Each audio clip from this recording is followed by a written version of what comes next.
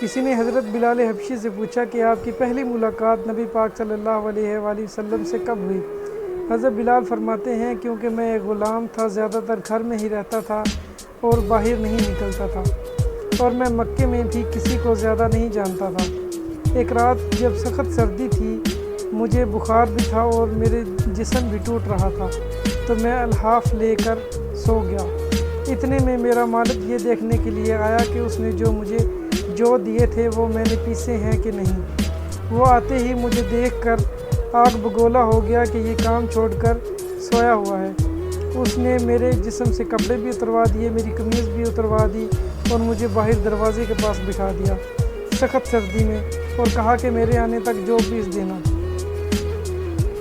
میں روتا جاتا اور جو پیستا جاتا۔ اتنے میں باہر سے دروازے پر دستک ہوئی۔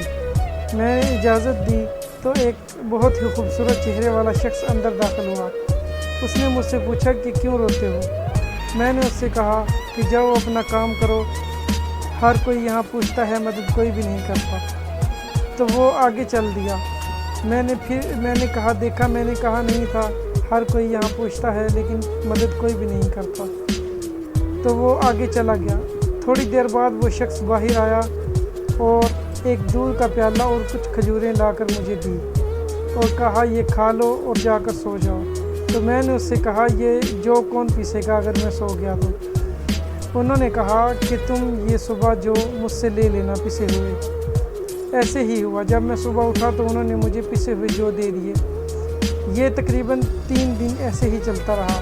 وہ آتے، مجھے دودھ کا پیالہ دیتے اور کچھ کھجوریں دیتے اور پیس کر چلے جاتے۔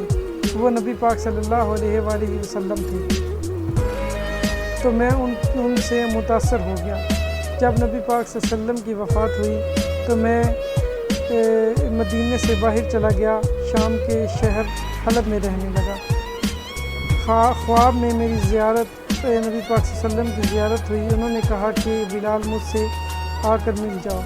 تو میں نے اپنا گھوڑا یا اونٹنی دوڑائی اور میں مدینہ پہنچا۔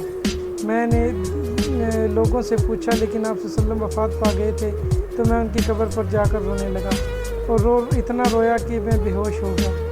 اتنے میں مدینہ والوں کو پتہ لگ گیا کہ آپ صلی اللہ علیہ وسلم کے مؤذن آئے ہوئے ہیں، تو انہوں نے مجھ سے بہت گزارش کی کہ آپ وہ والی اذان ہمیں سنائیں جو نبی پاک صلی اللہ علیہ وسلم کے زمانے میں دیا کرتے تھے۔ میں نے ان سے کہا کہ جب میں اذان دیتا تھا تو نبی پاک صلی اللہ علیہ وسلم میرے سامنے ہوتے تھے، اب میرے سامنے کون ہوگا اور میں کیسے اذان دے پاؤں گا؟ ایسے ہی ہوا، جب وہ اذان دینے لگے تو محمد صلی اللہ علیہ وسلم کا نام آیا تو بے ہوش ہو گئے۔